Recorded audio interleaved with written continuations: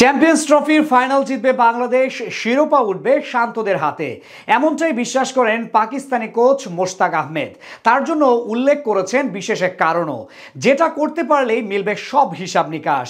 যেখানে তিনি দায়িত্ব নিতে বললেন বিশেষ এক বিভাগকে। চ্যাম্পিয়ন্স ট্রফি নিয়ে মোশতাক আহমেদের ভাবনা ও উল্লেখ করার সেই কারণ নিয়ে বিস্তারিত জানবো রিপোর্টে। এক আকাশ পরিমাণ স্বপ্ন নিয়ে পাকিস্তান ও সংযুক্ত আরব আমিরাতের বিমান ধরেছে বাংলাদেশ ক্রিকেট দল। যাওয়ার আগে ক্যাপ্টেন নাজমুল হোসেন শান্ত বলেছিলেন এবার তাদের চোখ সোনালী ট্রফির দিকে।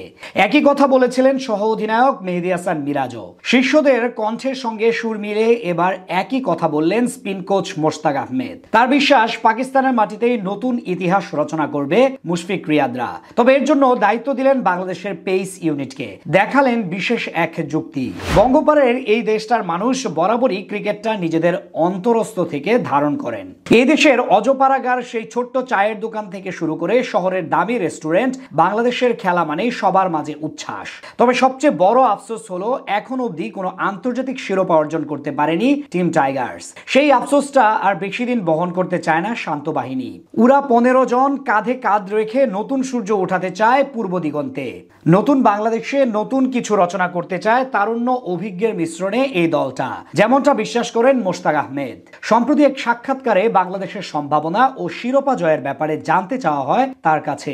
এ নিয়ে তিনি বলেন, আমি শতভাগ বিশ্বাসী বাংলাদেশ টুর্নামেন্ট জিতবে। কেন আমি আত্মবিশ্বাসী হব না? সেক্ষেত্রে তিনি কারণ হিসেবে দেখিয়েছেন পেস ইউনিটকে, পাশাপাশি বাংলাদেশের কোয়ালিটি ব্যাটারদের বিষয়টাও উল্লেখ করেন মোশতাক। এই নিয়ে টাইগার কোচ বলেন, দেখেন দলটায় ভালো মানের ব্যাটার আছে, বোলিং ইউনিটে মানসম্মত বোলার আছে। তাসকিন এবং নাহিদ রানা ধারাবাহিকভাবে 140 গতিতে বল করছেন। আমাদের 3 জন ভিন্ন ধরনের স্পিনার রয়েছে স্বতন্ত্র বৈশিষ্ট্যের। তাদের প্রতিটা প্রতিপক্ষকে 250 রানে আটকে দেওয়ার সামর্থ্য আছে। সেখান থেকে স্বপ্ন কেন দেখব না? অবশ্যই এদিক থেকে বেশ যুক্তিসঙ্গত কথাই বলেছেন এই কোচ। কারণ বাংলাদেশের সাম্প্রতিক সময়ে বোলিং ইউনিট বেশ ভালোই উন্নতি করেছে।